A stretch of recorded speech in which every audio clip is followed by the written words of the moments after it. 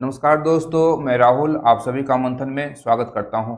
आज के इस सेशन के अंतर्गत हम लोग जीएस दृष्टि साइंस 2024 के पार्ट 4 के सेशन को देखने वाले हैं। और इस सेशन के अंतर्गत हम लोग मानव के श्वसन तंत्र, परिसंचरण तंत्र और उत्सर्जन तंत्र को समझने का प्रयास करेंगे और इन तीन टॉपिकों को आज हम लोग कवर करने वाले हैं।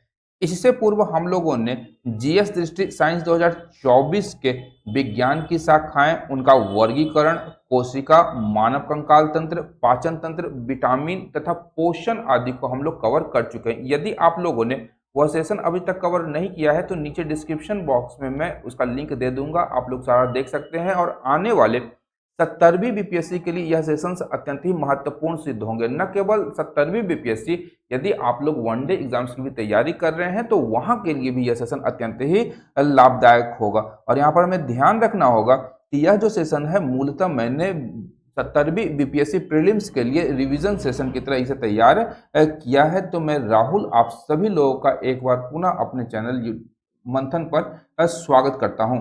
तो हम लोग यहाँ सेशन को प्रारंभ करेंगे और श्वसन तंत्र के अंतर्गत हम लोग सर्वप्रथम श्वसन तंत्र की परिभाषा को समझने का प्रयास करेंगे। और यहाँ पर ध्यान रखने योग्य तथ्य है कि श्वसन हम लोग कहेंगे किसे, तो पोषक तत्वों के ऑक्सीकरण की वह जैव रासायनिक क्रिया है जिसके फलस्वरूप ऊर्जा का उत्पादन होता है, श्वसन कहलाती है। यहाँ पर ध्यान रखने योग्य तथ्य है कि यदि आपसे पूछा जाएगा कि श्वसन किस प्रकार की क्रिया है, तो यह एक जैव रासायनिक क्रिया है और इसमें ऑक्सीकरण होता है। ध्यान रखिएगा, इसमें ऑक्सीडेशन या ऑक्सीकरण होती है और इस ऑक्सीडेशन के कारण ऊर्जा का निर्माण होता है, ऊर्जा का उत्पादन होता है। यहाँ पर ध्यान रखिएगा कि श्वसन एक अपचायी क्रिया होती है और श्वसन के परिणाम स्वरूप हमारे शरीर के भार में कमी होती है। ये ध्यान रखिएगा, अपचायी क्रिया वैसी क्रिया होती है जिसके परिणाम स्वरूप शरीर के भार में कमी आती है। तो यहाँ पर ध्यान रखिएगा कि श्वसन के द्वारा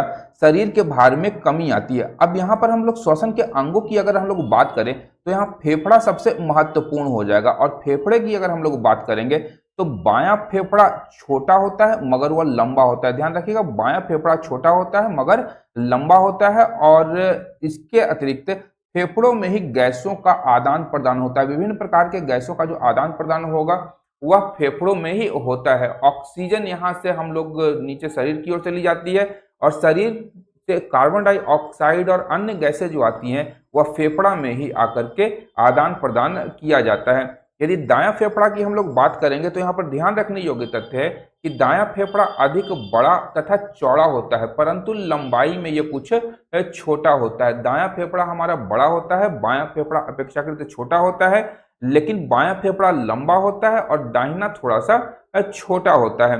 अब अगर हम लोग बात करें तो फुफ्फुसावरण या प्लूरल मेम्ब्रेन के द्वारा यह सुरक्षित रहता है। ध्यान रखिएगा, हमारे फेफड़े को प्लूरल मेम्ब्रेन जो होता है वह सुरक्षित रखता है और हमारे फेफड़ों में लगभग 15 करोड़ वायु कोष्ठक या एल्वियोली बने रहते हैं। ध्यान रखना है हमें कि 15 करोड़ वायु कोष्ठक बने रहते हैं। अब बात करें श्वसन के चरण, तो श्वसन के दो चरण को दो चरणों में हम लोग विभाजित करते हैं। पहला है हमारा बाह्य श्वसन और दूसरा है अंतः श्वसन। बाह्य श्वसन की अगर हम लोग बात करेंगे तो यहाँ पर ध्यान रखना है हमें कि जीव, कोई भी जीव हो, चाहे मनुष्य या कोई भी जानवर हो, जीव और वातावरण के मध्य जब गैसों का आदान प्रदान होता है तो उसे हम लोग बाह्य श्वसन कहते हैं। और वहीं अंतः श्वसन की बात करें तो यह मूलतः हमारी कोशिकाओं के अंदर में होता है और शरीर की कोशिकाओं द्वारा जब पोषक तत्वों का ऑक्सीकरण की क्रिया की जाती है तब वहां पर हम लोग देखते हैं कि कोशिकाओं में अंतः श्वसन की क्रिया संपन्न होती है। अब हम लोग बाह्य श्वसन की बात करेंगे तो यह दो चीजों ध्यान रखिएगा, आपका उच्छ्वास और निश्वास, इंस्पिरेशन यानी सांस लेना और एक्सपायरेशन यानी कि आपका सांस छोड़ना, इन दोनों पर आधारित होता है। हम लोग सांस लेते हैं और सांस छोड़ते हैं और इसी दरमियान में हमारे फेफड़ों में गैसों का विनिमय या आदान प्रदान होता है। और यह जो आपका गैसों का आदान प्रदान होगा यह सामान्य विसरण विधि से होता है। यह भी ध्यान रखिएगा, फेफड़ों में गैसों का जो आदान प्रदान होता है वह सामान्य विसरण विधि या डिफ्यूजन मेथड्स के द्वारा होता है। वहीं अंतः श्वसन की बात करेंगे तो इसे हम लोग एक दूसरे नाम कोशिकीय श्वसन के नाम से भी जानते हैं, क्योंकि इस प्रकार का जो श्वसन होता है अंतः श्वसन यह हमारी कोशिकाओं के अंतर्गत या उसके अंदर में होता है। अब यहाँ पर यदि हम लोग देखें तो कुछ महत्वपूर्ण तथ्य प्रश्नात्मक रूप में दिए गए हैं, वन लाइनर रूप में। इसे हम लोग पहले देख लेते हैं। अब यदि हम लोग देखें कि कोशिका का पावर हाउस किसे कहते हैं, तो माइटोकॉन्ड्रिया को। क्यों? तो माइटोकॉन्ड्रिया में ही ऑक्सीकरण होता है और वहां पर ऊर्जा का उत्पादन होता है, जिसे कोशिका ग्रहण करती है, शरीर के अन्य भागों में यहां से ये पहुंचता है। अब बात करेंगे श्वसन क्रिया को, तो श्वसन क्रिया को नियंत्रित किसके द्वारा किया जाता है, तो पिछले मस्तिष्क, पश्च मस्तिष्क के मेडुला ऑब्लंगेटा, ध्यान रखिएगा मस्तिष्क का भाग है आपका मेडुला ऑब्लंगेटा, यह श्वसन क्रिया को नियंत्रित करती है। मानव किस विषय की बात हो रही है, और मानव में श्वास दर जो प्रति मिनट होती है, वह प्रति मिनट लगभग 12 से 15 बार मनुष्य श्वास लेता है। और श्वसन क्रिया के पश्चात जो ऊर्जा का उत्पादन होता है वह एटीपी के रूप में होता है। यहाँ एटीपी का फुल फॉर्म याद रखिएगा, adenosine, adenosine triphosphate, adenosine triphosphate ATP का फुल फॉर्म होता है, ये ध्यान रखिएगा। सर्वाधिक ऊर्जा की प्राप्ति कहाँ पर होती है, तो ये क्रेब्स चक्र के दौरान हमारा जो श्वसन के दौरान जो ऊर्जा होती है यहाँ पर सबसे ज्यादा प्राप्त होती है। आगे हम लोग क्रेब्स चक्र को देखेंगे कहाँ पर हो रही है। अभी हम लोग केवल इन प्रश्नों को यहाँ पर मूलतः देखेंगे।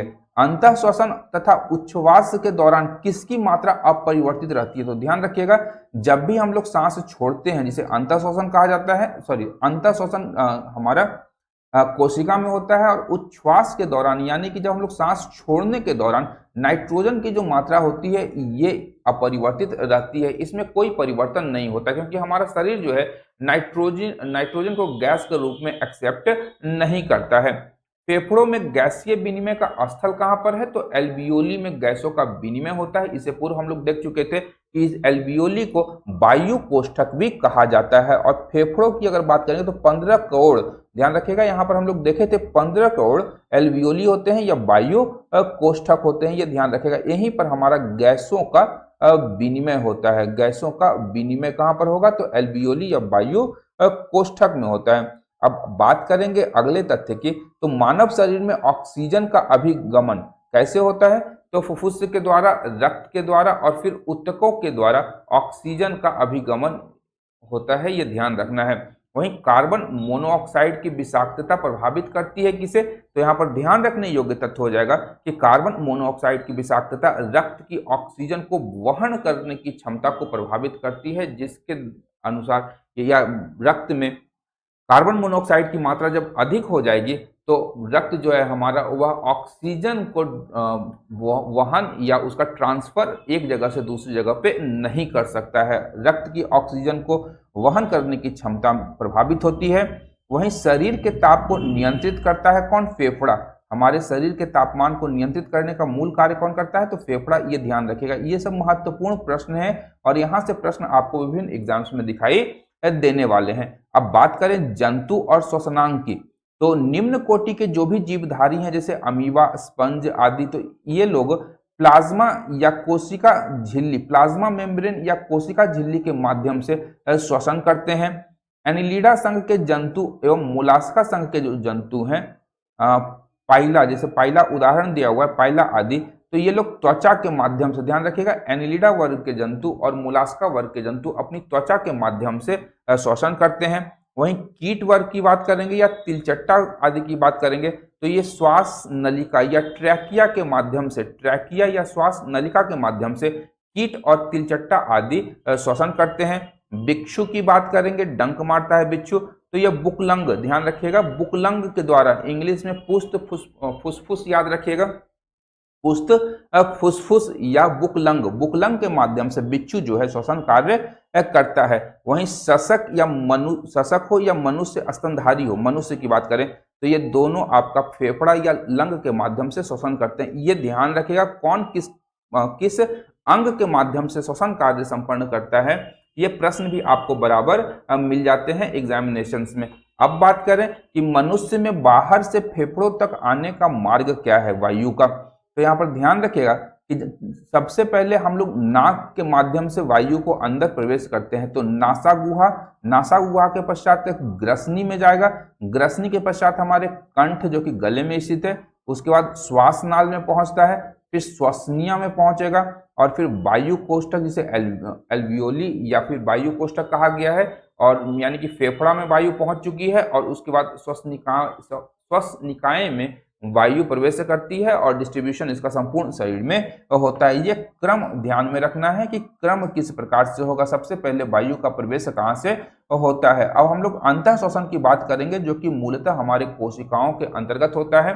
तो इसे दो प्रकार से विभाजित किया जाता है, एक आपका अनॉक्सी श्वसन है और दूसरा आपका ऑक्सी श्वसन है। पहले हम लोग अनॉक्सी श्वसन की बात करते हैं। तो अनॉक्सी श्वसन वैसा श्वसन है जो कि ऑक्सीजन की अनुपस्थिति में संपन्न होता है। ध्यान रखिएगा, ऑक्सीजन की उपस्थिति और अनुपस्थिति के आधार पर हम लोग अंतः श्वसन का विभाजन दो प्रकार से कर देते हैं, एक अनॉक्सी श्वसन, दूसरा ऑक्सी श्वसन। ऑक्सीजन की अनुपस्थिति में होने वाले श्वसन को अनॉक्सी श्वसन कहते हैं और इसे अन्य रूप में अगर हम लोग कहें तो इसे ग्लाइकोलिसिस कहा जाता है या ईएमपी पाथ। ईएमपी पाथ इसकी खोज जो है एमडेन, मेयरहॉफ और पार्सन के द्वारा किया गया था, इसीलिए इसे ईएमपी पाथ भी कहा जाता है। और थर्ड है आपका शर्करा किण्वन। तो ये तीनों ध्यान रखिएगा, आपका पूछेगा कि कौन सा श्वसन ऑक्सी श्वसन है और अनॉक्सी श्वसन है। यहाँ पर एक क्रेब्स चक्र दे देगा और पूछेगा निम्नलिखित में से कौन सा अनॉक्सी श्वसन का उदाहरण नहीं है। तो ग्लाइकोलिसिस, ईएमपी पाथवे और शर्करा किण्वन जो है अनॉक्सी श्वसन का उदाहरण हो जाएगा, परंतु क्रेब्स चक्र जो है ऑक्सी श्वसन का उदाहरण है, इसलिए वो सही उत्तर यहाँ पर हो जाएगा। अभी क्रियास्थल की बात करें तो ध्यान रखिएगा, अनॉक्सी श्वसन हमेशा कोशिका द्रव्य में होता है और यहाँ पर जो श्वसनीय पदार्थ होगा ये ग्लूकोज होता है। श्वसनीय पदार्थ ग्लूकोज होगा और ग्लूकोज को हम लोग क्या कहते हैं, कोशिकीय ईंधन कहते हैं। इसी के माध्यम से कोशिका जो है श्वसन के माध्यम से इसी का ऑक्सीकरण करती है और फिर अंततः ऊर्जा का उत्पादन होता है। और यहाँ पर अनॉक्सी श्वसन के उत्पाद की अगर हम लोग बात करेंगे तो ध्यान रखिएगा कि फलों में अगर हम लोग अनॉक्सी श्वसन देखते हैं तो इससे एथिल अल्कोहल का निर्माण होता है। वहीं जंतुओं की बात करेंगे तो अनॉक्सी श्वसन के बढ़ जाने के परिणाम स्वरूप लैक्टिक एसिड का निर्माण होने लगता है और अनॉक्सी श्वसन के दौरान 4 एटीपी ऊर्जा का निर्माण होता है, जिसमें से 2 एटीपी नष्ट हो जाते हैं और 2 एटीपी का लाभ प्राप्त होता है। तो 2 एटीपी यहाँ बचता है और रेस्ट हमारा जो बचेगा 36 एटीपी वो ऑक्सी श्वसन के अंतर्गत उत्पन्न होता है। तो ऑक्सी श्वसन हम लोग पूर्व में ही देख चुके थे कि ऑक्सीजन की उपस्थिति में होने वाले श्वसन को ऑक्सी श्वसन कहा जाता है और इसे क्रेब्स चक्र भी कहा जाता है। इसका कारण क्या है, तो हैंस क्रेब्स के द्वारा इसका खोज सबसे पहली बार किया गया था। ऑक्सी श्वसन का जो क्रिया स्थल है यह मूलतः आपका प्रोकैरियोटिक कोशिका, जो प्राचीनतम कोशिकाएं होती हैं या निम्न स्तरीय जो कोशिकाएं हैं उनके कोशिका कला में होती है। ये ध्यान रखिएगा, बहुत महत्वपूर्ण है, आपसे प्रश्न पूछ सकता है कि प्रोकैरियोटिक कोशिका या प्रोकैरियोटिक कोशिका का उदाहरण देकर के ये प्रश्न पूछा जा सकता है कि प्रोकैरियोटिक कोशिका के किस अंग में ऑक्सी श्वसन होता है। तो ये आपका कोशिका कला हो जाएगी।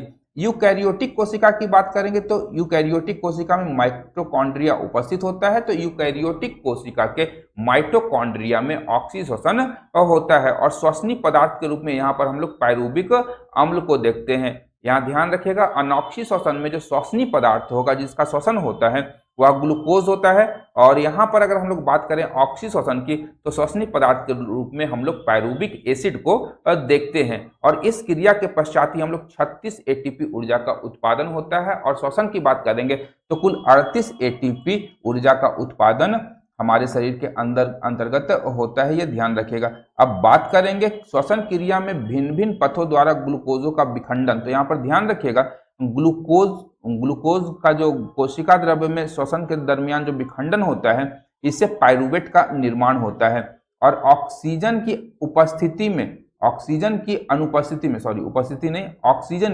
अनुपस्थिति में पायरूवेट जो है वो आपका इथेनॉल, कार्बन डाइऑक्साइड और ऊर्जा में परिवर्तित होता है। यह क्रिया जो है मूलतः ईस्ट में देखी जाती है। ध्यान रखिएगा, ईस्ट में जो पायरूवेट का ऑक्सीजन की अनुपस्थिति में श्वसन होता है तो यहाँ पर ध्यान रखिएगा इथेनॉल, कार्बन डाइऑक्साइड और ऊर्जा का उत्पादन होता है।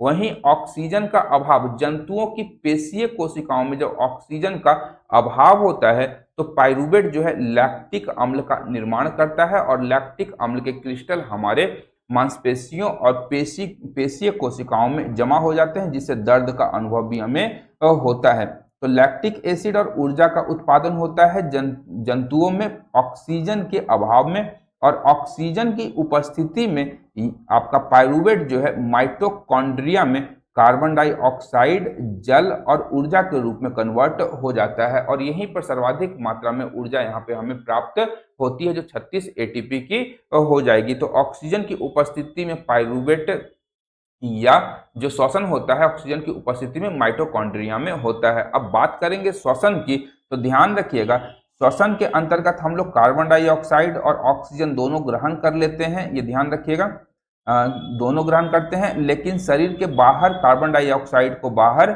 निकाल दिया जाता है। किसके द्वारा? तो हमारा फेफड़ों के द्वारा, और ऑक्सीजन को हमारे शरीर के अंदर भेज दिया जाता है। अब यहाँ पर अगर हम लोग बात करें इस चक्र की, तो यहाँ ध्यान रखिएगा कि फेफड़ों में CO2 का निकास होता है, फेफड़ों में CO2 का निकास होता है और फिर वापस जब हम लोग सांस छोड़ते हैं तो उस सांस छोड़ने के माध्यम से शरीर के बाहर कार्बन डाइऑक्साइड गैस निकल जाती है और रक्त के द्वारा कार्बन डाइऑक्साइड का परिवहन किया जाता है और यह मूलतः आपका कार्बोक्सिलिक एसिड के बनने के साथ होता है। कार्बोक्सिलिक एसिड यहाँ पर बन जाता है, ध्यान रखिएगा। रक्त में ये बनेगा कार्बन डाइऑक्साइड प्रतिक्रिया करके और फिर यही आपका फेफड़ों में कार्बन डाइऑक्साइड के रूप में निकलेगी और फिर वापस श्वसन जब हम लोग छोड़ते हैं, सांस जब छोड़ते हैं तो यह सांस के माध्यम से बाहर निकल जाती है। रक्त में ऑक्सीजन का विसरण होता है और यहाँ ध्यान रखना है कि उत्तक या जो कोशिकाएं हैं वो ग्लूकोजों का ऑक्सीकरण करती है। अब बात करेंगे रक्त में हीमोग्लोबिन के द्वारा कार्बन डाइऑक्साइड ग्रहण किया जाता है। हीमोग्लोबिन ही वह आपका कंपोनेंट है रक्त का जो कि कार्बन डाइऑक्साइड को ग्रहण करता है और रक्त के द्वारा ऑक्सीजन का भी परिवहन किया जाता है और रक्त में कार्बन डाइऑक्साइड का विसरण होता है, ये आप ध्यान में रखिएगा। अब क्रेब्स चक्र की बात करेंगे तो यहाँ पर ध्यान रखना है क्रेब्स चक्र का वर्णन सर्वप्रथम हेंस क्रेब के द्वारा किया गया था, जिसे हम लोग एक दूसरे नाम में भी जानते हैं, साइट्रिक अम्ल चक्र या ट्राई कार्बोक्सिलिक चक्र। ये दोनों नाम याद रखेगा हेंस क्रेब्स का। और यह कहाँ पर होता है? तो यह माइटोकॉन्ड्रिया में होता है और यह इसका मुख्य कार्य है एटीपी का उत्पादन और ऊर्जा का उत्पादन। वहीं श्वसन की बात करेंगे तो श्वसन एक अपचयी क्रिया है जो कि कैटाबोलिक प्रोसेस के रूप में जानी जाती है। इसके कारण मनुष्य के शरीर के भार में कमी आती है और जो श्वसनीय पदार्थ है इसमें मूल रूप से कार्बोहाइड्रेट, वसा और प्रोटीन होता है। ध्यान रखिएगा श्वसनीय पदार्थ के रूप में श्वसन में कार्बोहाइड्रेट, वसा और प्रोटीन का पाचन यहाँ पे होता है और श्वसन का जो क्रम है पहले कार्बोहाइड्रेट, उसके बाद वसा और अंत में प्रोटीन का श्वसन करता है। ध्यान रखिएगा जब भी हमारे शरीर में तीनों अणुओं कार्बोहाइड्रेट, वसा और प्रोटीन का जो श्वसन होता है उसमें सबसे पहले कार्बोहाइड्रेट, फिर वसा, फिर प्रोटीन का श्वसन होता है और इसका जो श्वसन का नियंत्रण होता है यह मस्तिष्क के पिछले भाग में अवस्थित मेडुला ऑब्लंगेटा के द्वारा किया जाता है। यह ध्यान रखिएगा मेडुला ऑब्लंगेटा ही किसी को इंस्ट्रक्शंस देगा मनुष्य को कि तेज श्वसन करना है या धीरे धीरे श्वसन करना है या नॉर्मल रूप में आप जो कर रहे हैं वो करिए। अब बात करते हैं सांस लेने और श्वसन में अंतर क्या है, दोनों में अंतर क्या है। तो सांस लेना जो है जिसे ब्रीदिंग भी हम लोग कहते हैं, यह एक बायोफिजिकल प्रक्रिया है, बायोफिजिकल या जैव भौतिकीय प्रक्रिया है। वहीं हम लोग श्वसन की बात करेंगे तो ध्यान रखिएगा अंतर पहला कि श्वसन एक जैव रासायनिक या बायोकेमिकल क्रिया है। ये ध्यान रखिएगा सांस लेना जैसे हम लोग इनहेल कर रहे हैं सांस को तो ये हमारा है बायोफिजिकल, लेकिन जब आपका श्वसन हो रहा है कोशिका के अंदर में तो यह एक जैव रासायनिक या बायोकेमिकल क्रिया हो जाती है। सांस लेना के दो चरण है, एक अंतःश्वास है, एक उच्छ्वास है, यानी कि सांस लेना और सांस छोड़ना। और श्वसन की बात करेंगे तो इसमें मुख्य चरण कौन कौन से आ जाएंगे तो ग्लाइकोलिसिस हो जाएगा, क्रेब्स चक्र हो जाएगा और इलेक्ट्रॉन ट्रांसपोर्ट तंत्र हो जाएगा। ये तीन मुख्य चरण होते हैं श्वसन में। इसके अतिरिक्त सांस लेना एक ऐच्छिक या अनैच्छिक दोनों प्रकार की क्रियाएं हैं। हम जब चाहें अपनी इच्छा के अनुसार सांस ले सकते हैं और अगर नहीं भी चाहेंगे तो जबरदस्ती हमें सांस लेना भी होगा और छोड़ना भी पड़ेगा। अब जैसे हम लोग दौड़ रहे हैं, भाग रहे हैं, उस दरमियान हम लोग देखते हैं कि ना चाहते हुए भी हमें तेज तेज सांस लेना पड़ता है, तो यह एक प्रकार से अनैच्छिक क्रिया है। और योग करने के दौरान यदि हम लोग सांस को रोक करके बैठ जाते हैं तो वह भी हमारा ऐच्छिक क्रिया हो जाता है। वहीं श्वसन की बात करेंगे तो श्वसन जो है आपका पूर्णतः एक अनैच्छिक क्रिया है, यानी कि ना चाहते हुए भी श्वसन आपके शरीर में होगा ही होगा। और सांस लेने के माध्यम से क्या होगा, तो ऊर्जा के उत्पादन का यहाँ पे अभाव होता है, ऊर्जा कम मात्रा में उत्पादित होती है। वहीं श्वसन की बात करेंगे तो श्वसन में ऊर्जा का अत्यधिक मात्रा में उत्पादन होता है। अब बात करेंगे श्वसन संबंधी विकृतियों की, तो यहाँ पर ध्यान रखना है हमें। सबसे पहली विकृति है अस्थमा या दमा को देखेंगे। और अस्थमा या दमा हम लोग देखते हैं कि सांस फूलने की समस्या हो जाती है इसके रोगियों को। और इसमें होता क्या है, तो श्वसन नलिका में सूजन उत्पन्न हो जाता है, जिसके कारण कोई भी मनुष्य अस्थमा या दमा से पीड़ित हो जाता है। दूसरा है आपका प्लियोरिसी। और प्लियोरिसी में हम लोग देखते हैं कि वायरस या बैक्टीरिया के संक्रमण से फेफड़े के प्लूरल मेम्ब्रेन में तरल का एकत्रित हो जाना होता है, जिसे हम लोग प्लियोरिसी के नाम से जानते हैं। यह एक रोग है।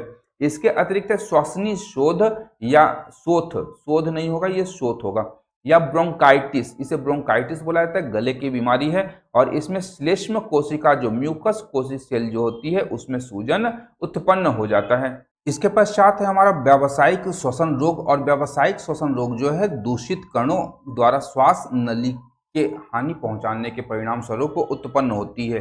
वहीं वात स्फीति की बात करेंगे तो फेफड़े की कोशिका का फैल जाना या उसमें सूजन हो जाना ही वात स्फीति के रूप में जाना जाता है। अब बात करेंगे परिसंचरण तंत्र की, और यह मूलतः हमारे शरीर में रक्त का परिसंचरण तंत्र है, या ब्लड जो हमारे शरीर में किस प्रकार से मूव करती है उसके विषय में यहाँ पर जानकारी हमें प्रदान करता है। परिसंचरण तंत्र के अंतर्गत हम लोग इसकी जानकारी प्राप्त करते हैं। परिभाषा को यदि हम लोग देखें तो रक्त का हृदय से शरीर के अंगों तक पहुंचना तथा शरीर के अंगों से लौटकर पुनः हृदय में आने की क्रिया को परिसंचरण तंत्र के रूप में हम लोग जानते हैं। और इस परिसंचरण तंत्र की खोज विलियम हार्वे के द्वारा की गई थी। यहाँ ध्यान रखिएगा, विलियम हार्वे ने रक्त परिसंचरण तंत्र की खोज की थी। और इसका कार्य या उद्देश्य क्या है परिसंचरण तंत्र का, तो यहाँ ध्यान रखना है कि शरीर में रक्त का परिवहन, ऑक्सीजन तथा कार्बन डाइऑक्साइड गैसों का परिवहन और हार्मोन्स का परिवहन मूल रूप से रक्त परिसंचरण तंत्र के मूल कार्य हैं। अब परिसंचरण तंत्र के प्रकारों की यदि हम लोग बात करें तो दो प्रकार का परिसंचरण तंत्र होता है। एक होता है आपका रुधिर परिसंचरण तंत्र और दूसरा है लसिका परिसंचरण तंत्र। सबसे पहले हम लोग रुधिर परिसंचरण तंत्र को देखेंगे और समझेंगे कि यह क्या है। उससे पहले यहाँ पर समझिएगा कि रक्त का प्रवाह जो मानव शरीर में होता है उसका आरेखीय निरूपण या यह किस प्रकार से प्रवाहित होता है, इसे मैं थोड़ा सा पहले छोटा कर दूं ताकि आप लोग को एक बार में ही सारा कुछ दिखाई दे जाए। अब यहाँ पर बात करें तो सबसे पहले हम लोग क्या देखते हैं कि हमारा जो शरीर के विभिन्न भाग हैं, डिफरेंट पार्ट्स ऑफ जो बॉडी हैं, वहाँ से एक उच्च एवं निम्न महाशिरा, सुपीरियर और इंफीरियर वेना क्या है, महाशिरा है, इसके माध्यम से रक्त दाहिने नीले में पहुंचता है। और दाहिने नीले से होता हुआ यह रक्त कहाँ चला जाएगा, सबसे पहले फुफ्फुसीय धमनी से होता हुआ पल्मोनरी आर्टरी से होता हुआ ये हमारे फेफड़े में चला जाता है। ध्यान रखिएगा, आर्टरी में हमेशा शुद्ध रक्त होता है, लेकिन ये एक अपवाद है पल्मोनरी आर्टरी जिसमें कि अशुद्ध रक्त होता है। ये ध्यान रखिएगा, बहुत इंपॉर्टेंट हो जाएगा, अशुद्ध रक्त होता है, ये ध्यान रखिएगा। कारण क्या है, तो दाहिने नीले से फेफड़े तक हमारा जो अशुद्ध रक्त है पल्मोनरी आर्टरी के द्वारा ही ट्रेवल करता है। इसके पश्चात हम लोग देखते हैं कि फेफड़े से जो हमारा शुद्ध रक्त है, जो यहाँ पर रक्त की जो अशुद्धियां थी उसे साफ करके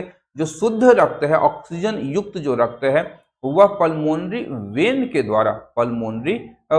द्वारा यह बायां आलिंद में पहुंचता है। यहाँ ध्यान रखिएगा, बाएं आलिंद में सबसे पहले शुद्ध रक्त पहुंचता है। और दाहिना नीलय की बात करेंगे तो सबसे पहले अशुद्ध रक्त आपका दाहिने नीलय में ही पहुंचता है। और बाएं नीलय की बात करेंगे तो यहाँ से जो है बाएं नीलय से रक्त शरीर के अन्य भागों तक पहुंचता है, किसके द्वारा, तो महाधमनी के द्वारा। और यहाँ पर ध्यान रखिएगा कि आलिंद जो है हृदय का पिछला भाग होता है और नीलय जो है आपका अगला भाग हो जाएगा। इसके अतिरिक्त हृदय के संबंध में एक अन्य तथ्य आप लोग को ध्यान में रखने की आवश्यकता होगी कि हमारा जो हृदय होता है इसके अंतर्गत जो आलिंद और नीलय है इसके अंतर्गत एक त्रिवलनी कपाट होता है, ट्राइक्यूपिड वॉल्व होता है, ये ध्यान रखिएगा। इसके साथ ही बायां आलिंद और आपका बायां नीलय के बीच में एक मिट्रल वाल्व होता है, इसे ध्यान रखिएगा। मिट्रल वाल्व होता है आपका कहाँ पर, तो बायां आलिंद और दाहिने आलिंद में, दाहिना आलिंद और दाहिना निलय में के बीच में आपका एक त्रिवलनी कपाट रहता है, ये आप ध्यान में रखेंगे। और ये दोनों चीज पल्मोनरी वेन और पल्मोनरी आर्टरी, ये दोनों अपवाद हो जाएंगे किसके, धमनी और शिरा के। शिरा में अशुद्ध रक्त होता है, लेकिन यहाँ पे पल्मोनरी वेन जो है इसमें शुद्ध रक्त होता है। अब बात करेंगे मानव हृदय की, तो मानव हृदय में 4 कक्ष होते हैं। ये 2 आलिंद और 2 निलय में विभक्त होता है। वजन वगैरह ध्यान रखिएगा, 250 से 300 ग्राम पूछता नहीं है कभी भी। ये एक एडल्ट मनुष्य का बताया गया है। और हृदय गति जो होती है, जो सामान्यतः हम लोग देखते हैं 1 मिनट में 72 से 75 बार हमारा हृदय धड़कता है। और अवस्थिति की बात करेंगे तो छाती के मध्य थोड़ा बाईं ओर, हमारे थोड़ा बाईं ओर हम एक हृदयावरण से घिरा हुआ ये आपका हार्ट होता है। पेरिकार्डियम इसे हम लोग कहते हैं, हृदयावरण को हम लोग पेरिकार्डियम कहते हैं। इसी से हमारा हार्ट जो है वो घिरा होता है। और पेरिकार्डियल द्रव्य जो होगा आपका की उपस्थिति बाहरी आघातों से सुरक्षा के लिए होती है। और इसका मूल कार्य क्या है, तो पंप की तरह कार्य करना और हमारे शरीर के विभिन्न अंगों में रक्तों को पहुंचाना और उसे वापस लाना। मानव परिसंचरण तंत्र की प्रकृति की बात करेंगे तो ध्यान रखिएगा, यह बंद तथा दोहरा दोनों प्रकार का है। बंद का अर्थ है कि शिरा और धमनी नामक वाहिकाओं में रक्त प्रवाहित होता है, और दोहरा का अर्थ है कि हृदय से 2 बार यह होकर के प्रवाहित होता है, एक बार अशुद्ध एक बार शुद्ध रक्त, ये ध्यान रखिएगा। अब यहाँ पर कुछ नोट दिए गए हैं और ये नोट बड़े ही महत्वपूर्ण वाले हैं। नोट की बात करेंगे तो मानव हृदय की जो धड़कन का प्रसार होता है यह विद्युत रासायनिक तरंगों के रूप में होता है। यह बहुत इंपॉर्टेंट है, आपसे प्रश्न पूछा जा सकता है मानव हृदय की धड़कन का प्रसार किस तरंग के रूप में होता है, तो यह आपका विद्युत रासायनिक तरंगों के रूप में होता है।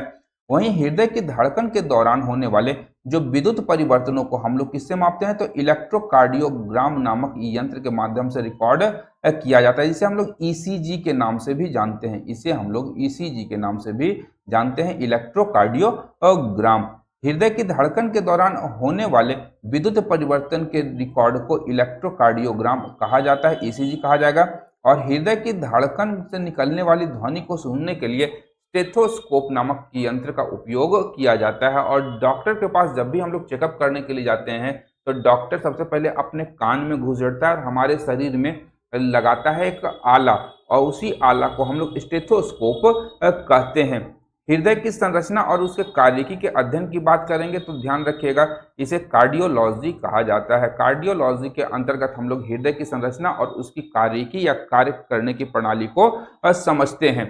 अब बात करें लसिका परिसंचरण तंत्र या लिम्फ सर्कुलेटरी सिस्टम की, तो इसमें सबसे पहले हम लोग समझते हैं लसिका या लिम्फ क्या है। तो यहाँ ध्यान रखिएगा कि अंतराकोशिकीय या एक्स्ट्रा सेलुलर अवशेषों में पाया जाने वाला पीला द्रव्य लसिका कहलाता है।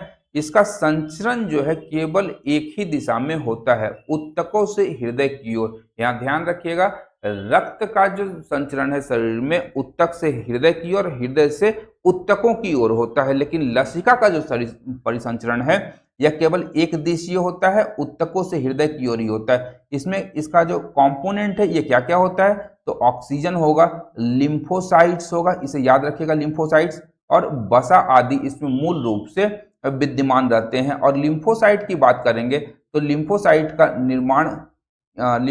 का निर्माण जो है लसिका में ही होता है। कार्य क्या है लिम्फोसाइट्स का, तो ध्यान रखिएगा, रोग प्रतिरोधक क्षमता यह सृजित करता है शरीर में। लिम्फ नोड द्वारा धूल के कणों को छाना जाता है। कैंसर कोशिकाओं एवं जीवाणु विषाणु आदि को छान करके अलग किया जाता है, और घाव भरने में ये सहायता पहुंचाते हैं। वहीं हम लोग बात करेंगे तो उत्तकों से पदार्थों के सिराओं में परिसंचरण में यह सहायक होता है कौन, तो लसिका। इसके अतिरिक्त लसिका का रंग जो होगा ये आपका रंगहीन, जिसे हम लोग कलरलेस भी कहते हैं, कलरलेस होता है। अब यहाँ पर हम लोग बात करेंगे लसिका की, तो ध्यान रखिएगा द्विबल्नी कपाट। तो यहाँ पर ध्यान रखना है कि इसकी अवस्थिति कहाँ पर होती है, तो बायां आलिंद में होगी और बायां निलय के मध्य में होता है। किसका, तो द्विबल्नी कपाट का, ये ध्यान रखिएगा। मिट्रल वाल्व जो होता है वह आपका बाएं आलिंद एवं बाएं निलय के मध्य होता है। अब बात करेंगे आंतरिक श्वसन, तो ध्यान रखिएगा उद्दक द्रव्य और रुधिर के मध्य गैसों का जो विनिमय होता है यह आंतरिक श्वसन के अंतर्गत होता है। त्रिबलनी कपाट की बात करेंगे तो त्रिबलनी कपाट हमारा कहाँ होगा, तो दायां आलिंद और दाएं निलय के मध्य एक त्रिबलनी कपाट बना हुआ होता है, और यह त्रिबलनी कपाट जो है शुद्ध अशुद्ध रक्त को मिलने से रोक देता है। कुछ यहाँ पर वन लाइनर है यहाँ पर महत्वपूर्ण तथ्य के रूप में, तो ध्यान रखिएगा कि स्वस्थ मनुष्य में हीमोग्लोबिन की जो मात्रा होती है वह औसतन 15 ग्राम प्रति 100 मिलीलीटर ब्लड में होती है। 15 ग्राम प्रति 100 मिलीलीटर में हमारा हीमोग्लोबिन उपस्थित होता है। 1 ग्राम हीमोग्लोबिन में ऑक्सीजन की मात्रा 1.34 मिलीलीटर होती है। 100 मिलीलीटर रुधिर की हीमोग्लोबिन में ऑक्सीजन की मात्रा कितनी होगी, तो 20 मिलीलीटर ऑक्सीजन होगी। ध्यान रखिएगा 100 मिलीलीटर रुधिर की हीमोग्लोबिन में ऑक्सीजन की मात्रा 20 मिलीलीटर होती है। वहीं ऑक्सीजन की तुलना में कार्बन मोनोऑक्साइड का हीमोग्लोबिन के प्रति आकर्षण जो है यह 250 गुना अधिक है, ये ध्यान रखिएगा। और अगर कार्बन मोनोऑक्साइड के वातावरण में हम लोग को रहना पड़े तो दम घुटने से हमारी मौत हो जाती है। दम घुटने से मौत हमारी हो जाती है, क्योंकि हीमोग्लोबिन जो है वह ऑक्सीजन को छोड़ करके कार्बन मोनोऑक्साइड के साथ प्रतिक्रिया कर लेता है, संबंध बना लेता है, और उसके पश्चात ऑक्सीजन के परिवहन के लिए अतिरिक्त हीमोग्लोबिन हमारे शरीर में नहीं बचता है, जिसके परिणाम स्वरूप जब हमारे डिमांड करेगी कोशिकाएं या शरीर ऑक्सीजन की, तो जो हीमोग्लोबिन है वह सप्लाई नहीं कर पाएगा, जिसके परिणाम स्वरूप दम घुटने के कारण हमारी मौत हो जाती है। अब रक्त में ऑक्सीजन की सांद्रता में कमी आने से श्वास की गति में वृद्धि होती है। जैसे ही हमारे रक्त में ऑक्सीजन की सांद्रता में कमी आएगी, कॉन्सेंट्रेशन में कमी आएगी, तो हमारा जो शरीर होगा वह तेज गति से सांस लेना शुरू कर देगा, जिससे कि श्वास लेने की गति में अब वृद्धि हो जाती है। और हम लोग पहाड़ों पर जब जाते हैं तो शरीर में ऑक्सीजन की कमी हो जाती है, जिसे हम लोग हाइपॉक्सिया के नाम से जानते हैं। पहाड़ों पर अक्सर हमें हाइपॉक्सिया का सामना करना पड़ता है, जिसका अर्थ है शरीर में ऑक्सीजन की एक कमी होना। अब हृदय संबंधी रोगों की बात करेंगे तो ध्यान रखिएगा एंगीना या हृदय शोक, जिससे हृदय में दर्द होता है, यह प्रमुख रोग है। इसके अतिरिक्त हृदयपात या हार्ट फेल्योर, या जिसमें हृदय का जो धड़कना है वह बंद हो जाता है। हृदय मंदता ब्रैडीकार्डिया, इसमें हृदय का जो स्पंदन होगा वह घट जाता है। आपका हृत प्रवेग, इसमें हृदय स्पंदन जो होता है, हृदय की जो धड़कन होती है, ये लगातार बढ़ता जाता है। वहीं हृदय धमनी रोग की बात करेंगे तो कार्नरी आर्टरी डिजीज, CAD के रूप में जानते हैं, एथीरोस्क्लेरोसिस के रूप में इसे कहा जाता है, वैज्ञानिक नाम है। और हृदय धमनी जब संकरी हो जाती है तो इसे हम लोग एथीरोस्क्लेरोसिस के नाम से जानते हैं, या इसे हृदय धमनी रोग भी हम लोग कहते हैं। तो ये कुछ हृदय के संबंध में रोग थे। अब बात करते हैं रक्त वाहिकाओं की। इसमें दो प्रमुख हैं, एक है शिरा और दूसरा है धमनी। दोनों का दो अलग अलग कार्य है। यहाँ अगर हम लोग देखें सबसे पहले शिरा को, तो ध्यान रखिएगा शरीर के अंगों से हृदय के दाएं आलिंद में रक्त ले जाने वाली वाहिकाएं कौन होती हैं, तो शिरा होती हैं। और शिरा में क्या होगा, तो अशुद्ध रक्त होता है, जिसमें कार्बन डाइऑक्साइड घुला हुआ होता है। और अशुद्ध रक्त का प्रवाह किसमें होता है, तो शिरा में होता है।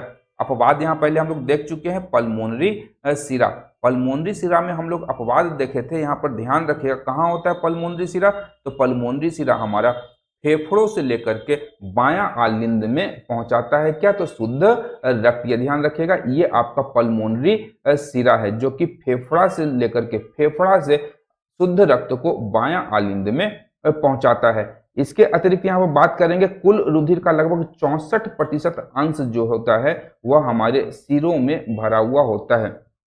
सिरों में रक्त की मात्रा कितनी होगी, हमारे शरीर के 64% अंश, रक्त का 64% अंश जो होता है सिरा में होता है। वहीं हम लोग धमनी की बात करेंगे, आर्टरीज की, तो आर्टरीज जो है हृदय के बाएं निलय से शरीर के अंगों की ओर रक्त ले जाने वाली वाहिकाएं हैं, यानी इसमें शुद्ध रक्त होता है जो कि ऑक्सीजन युक्त होती है। इसका अपवाद केवल पल्मोनरी धमनी है, और पल्मोनरी धमनी हम लोग देख चुके थे यहाँ पर कि पल्मोनरी धमनी के माध्यम से ही दायां निलय से अशुद्ध रक्त फेफड़ा तक पहुंचता है। ये दोनों अपवाद आप लोग ध्यान में रखेंगे, अत्यंत ही महत्वपूर्ण है। और कुल रुधिर की बात करेंगे तो लगभग 15% अंश जो होता है वो धमनियों में ही भरा रहता है।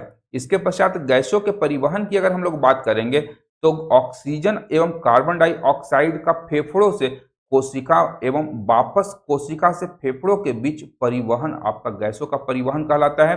ऑक्सीजन का परिवहन हीमोग्लोबिन के द्वारा और CO2 का परिवहन जो होता है 3 प्रकार से होता है, ध्यान रखिएगा।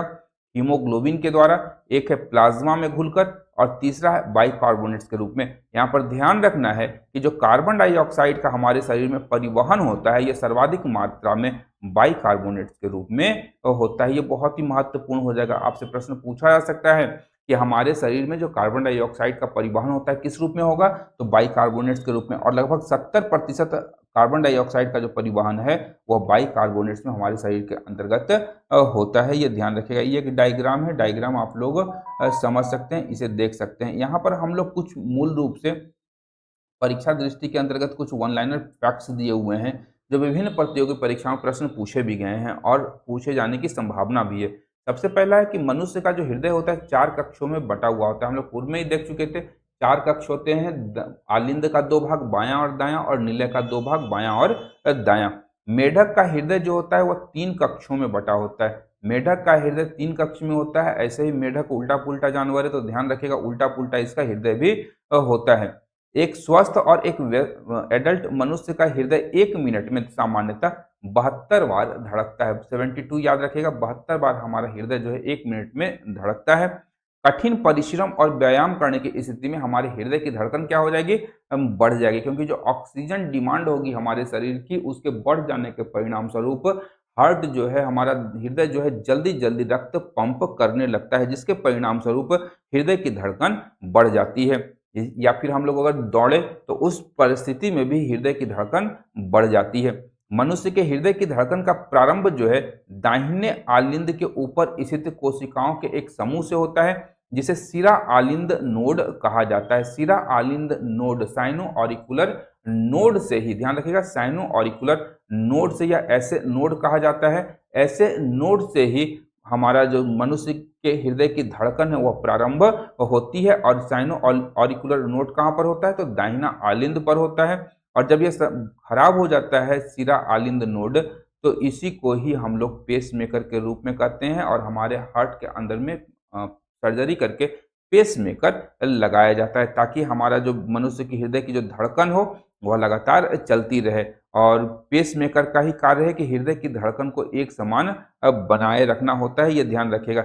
जार्विक क्या है, तो जार्विक सेवन मनुष्य के द्वारा बनाया गया एक आपका कृत्रिम हृदय है। जार्विक कैप्टन अमेरिका वाला आप लोग, सॉरी आयरन मैन वाला जार्विक आप लोग मत समझिएगा, ठीक है। जार्विक यहाँ पर है एक कृत्रिम हृदय जिसे मनुष्य के अंदर में प्रत्यारोपित किया जा सकता है और यह हमारे हृदय के समान ही कार्य करता है। हृदय की धड़कन फिर से आ गया है तो यह ध्यान रखिएगा पिछले मस्तिष्क के मेडुला ऑब्लंगेटा के द्वारा नियंत्रित किया जाता है। हृदय की धड़कन को भी ध्यान रखिएगा मेडुला ऑब्लंगेटा के द्वारा नियंत्रित किया जाता है। जिस प्रकार से श्वसन को मेडुला ऑब्लंगेटा नियंत्रित करती है उसी प्रकार से हृदय की धड़कन को भी मेडुला ऑब्लंगेटा के द्वारा ही नियंत्रित किया जाता है।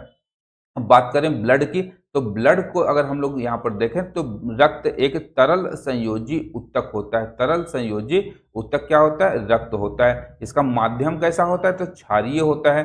स्वाद में कैसा होता है, नमकीन जैसा होता है। कभी कभी कटने फटने पर भी हम लोग अपना ब्लड जो होता है अपने मुंह से हम लोग कटे हुए स्थान को चाट लेते हैं, जिससे रक्त प्रवाह जो होता है वह रुक जाता है। तो इसका स्वाद कभी कभी हम लोग देखते हैं कैसा होता है, तो नमकीन होता है। पीएच वैल्यू कितना होता है, तो 7.35 से लेकर 7.47 के मध्य होता है, लेकिन माना जाता है रक्त का स्टैग्नेंट पीएच वैल्यू है वह 7.4 है, यानी कि यह आपका क्षारीय प्रकृति का होगा। और शरीर में रक्त की जो मात्रा होती है शरीर के भार का 7%, या यूं कह ले कि औसतन एक स्वस्थ मनुष्य के अंदर में शरीर में 5 से 6 लीटर आपका क्या होता है, 6 लीटर रक्त होगा। वहीं स्त्रियों में रुधिर की मात्रा में 20 से 25% की कमी होती है और एक स्वस्थ स्त्री के अंदर में 4 से 5 लीटर, शरीर में 4 से 5 लीटर जो होता है रक्त होता है। और रक्त का मूल कार्य क्या है, तो रक्त का मूल कार्य है विभिन्न प्रकार के गैसों का परिवहन करना। ये ध्यान रखिएगा, ऑक्सीजन और कार्बन डाइऑक्साइड ऑक्साइड का जो परिवहन होता है वह रक्त के माध्यम से होता है। अब हम लोग बात करें रक्त के प्रमुख कार्यों की, तो ध्यान रखिएगा यह हार्मोन का परिवहन करता है, हमारे शरीर में पोषक तत्वों का परिवहन रक्त करेगा। इसके अतिरिक्त रक्त समूह का खोजकर्ता कौन था? तो कार्ल लैंडस्टीनर के द्वारा रक्त समूह की खोज की गई थी। हम लोग ए बी ओ और ए बी रक्त समूह जो देखते हैं उसकी खोज कार्ल लैंडस्टीनर के द्वारा किया गया था। इसके अतिरिक्त अगर बात करेंगे तो शरीर की प्रतिरोधक क्षमता प्रदान करने या इसे बनाए रखने का मूल कार्य जो है यह रक्त का ही होता है, और उत्सर्जी पदार्थों को वृक्क के माध्यम से शरीर के बाहर करना भी इसका एक मूल कार्य है, ये ध्यान रखिएगा। अब बात करें रक्त के भाग और घटकों की, तो रक्त का दो भाग मूलतः होता है। एक होता है आपका प्लाज्मा जो पूरे रक्त का 55 से 60% भाग है, और सर्वाधिक मात्रा में हमारे रक्त के अंदर प्लाज्मा ही होता है। इसके अतिरिक्त रक्त कोशिकाएं हैं, रक्त कोशिकाएं हैं जिसे हीमेटोक्रिट कहा जाता है, और संपूर्ण रक्त का 40 से 45% भाग रक्त कोशिकाओं का होता है, ब्लड सेल्स का होता है। और ब्लड सेल्स के अंतर्गत हम लोग तीन चीजों को रखते हैं, एक RBC red blood corpuscles, WBC white blood corpuscles, और प्लेटलेट्स जिसे हम लोग थ्रोम्बोसाइट्स कहते हैं। ये तीनों हमारा रक्त कोशिकाएं या ब्लड सेल्स के अंतर्गत आती हैं। सबसे पहले यहाँ पर हम लोग प्लाज्मा को देखेंगे, प्लाज्मा क्या है, कैसे है, इसका कार्य क्या है। बात करेंगे प्लाज्मा की, तो ध्यान रखिएगा प्लाज्मा में उपस्थित जो प्रमुख प्रोटीन है, प्रमुख प्रोटीन कौन उपस्थित होता है प्लाज्मा में, जो कि इसका 7 से 8% होता है, ये आपका एल्ब्यूमिन, ग्लोब्यूलिन और फाइब्रिनोजेन और प्रोथ्रोम्बिन, ये 4 प्रोटीन याद रखिएगा जो कि प्लाज्मा में उपस्थित होते हैं, जो प्लाज्मा में उपस्थित होते हैं, इसे ध्यान रखिएगा। इसका रंग कैसा होता है, तो प्लाज्मा का रंग हल्का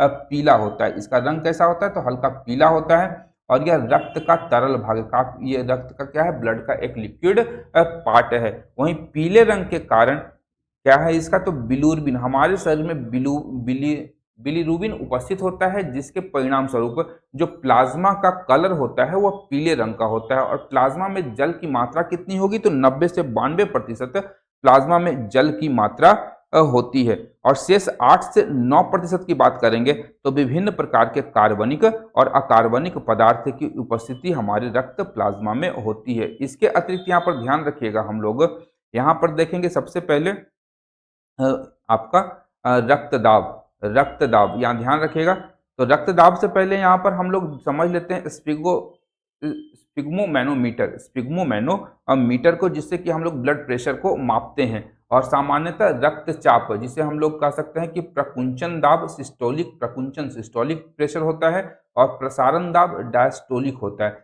तो प्रकुंचन और प्रसारण दाब को मापने के लिए स्पिग्मोमैनोमीटर का प्रयोग किया जाता है। और प्रकुंचन दाब जो है एक स्वस्थ मनुष्य के लिए कितना होना चाहिए, 115 से लेकर के 120 mmHg पर, और जो प्रसारण दाब या डायस्टोलिक प्रेशर होता है वह 75 से 80 mm/Hg पर होना चाहिए। अगर आपका इससे ज़्यादा बढ़ गया तो आप हाई ब्लड प्रेशर के, और नीचे अगर हो गया तो लो ब्लड प्रेशर की शिकायत आपको हो जाती है। और स्पिग्मोमैनोमीटर का मूल कार्य है कि रक्त दाब, ब्लड प्रेशर का मापन करना। और जैसे जैसे हमारी उम्र बढ़ती जाती है, उम्र बढ़ने के साथ जो हमारा ब्लड प्रेशर होता है वह भी धीरे धीरे बढ़ता चला जाता है। यहीं पर पारे का एक देखेंगे आप लोग कि एक पारा रहता है, वही ऊपर नीचे होता है और एक जगह पर आके स्थिर हो जाता है, टिकटिकाने लगेगा, धड़कन जो है वो वहां पर दिखाई देने लगता है, तो बताता है डॉक्टर कि ये आपका ब्लड प्रेशर है, ये ध्यान रखिएगा। इसके अतिरिक्त रक्तदाब की बात करेंगे तो एक स्वस्थ मनुष्य का रक्तदाब कितना होगा, याद रखिएगा 120/80 mmHg, 120/80 mmHg, ये ध्यान रखिएगा, ये बहुत इंपॉर्टेंट है। आपका 80 जो होगा, 80 आपका डायस्टोलिक प्रेशर जिसे हम लोग प्रसारण दाब कहते हैं जब फैलता है, और प्रकुंचन जब सिस्टोलिक, जब हृदय जो है आपका निचोड़ता है या निचुड़ता है, तो उस समय 115 या 120 आपका प्रकुंचन दाब हो जाता है, ये ध्यान रखिएगा। हृदय के संकुचन को सिस्टोलिक रक्त का दाब और अनुशीतलन को डायस्टोलिक, संकुचन और अनुशीतलन डायस्टोलिक, उल्टा मैंने बोल दिया क्या, प्रकुंच, हाँ प्रसारण दाब, ठीक है, फैलना, हाँ ठीक है।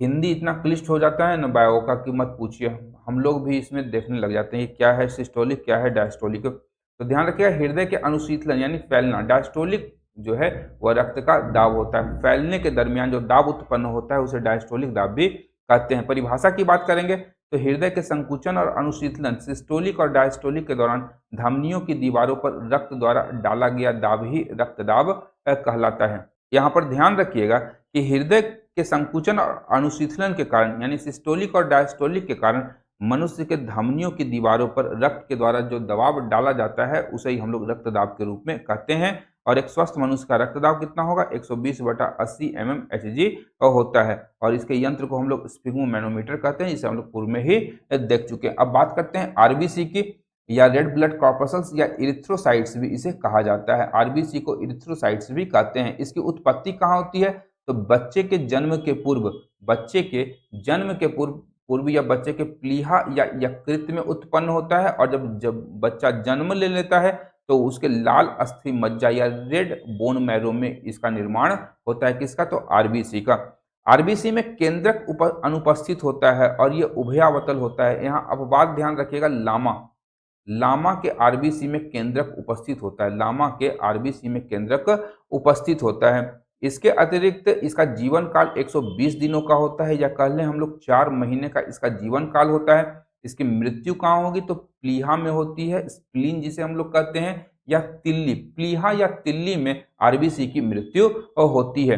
और प्लीहा को ही आरबीसी का कब्रिस्तान कहा जाता है। ध्यान रखिएगा, स्प्लीन, तिल्ली या प्लीहा, स्प्लीन, तिल्ली या प्लीहा को हम लोग क्या कहते हैं, आरबीसी का कब्रिस्तान, यहीं पर इसकी मृत्यु हो जाती है। और प्लीहा को ब्लड बैंक भी कहा, सॉरी ब्लड बैंक भी, वर्ल्ड बैंक नहीं होगा, ठीक है ब्लड बैंक भी कहते हैं। प्लीहा को ब्लड बैंक भी कहा जाता है। अगर हम लोग एरिथ्रोसाइट या आरबीसी की संख्या की बात करेंगे तो मानव शरीर में 4.50 से लेकर के 5.5 मिलियन प्रति सेंटीमीटर क्यूब तक आपका क्या मिलेगा, आपका आरबीसी मिलेगा।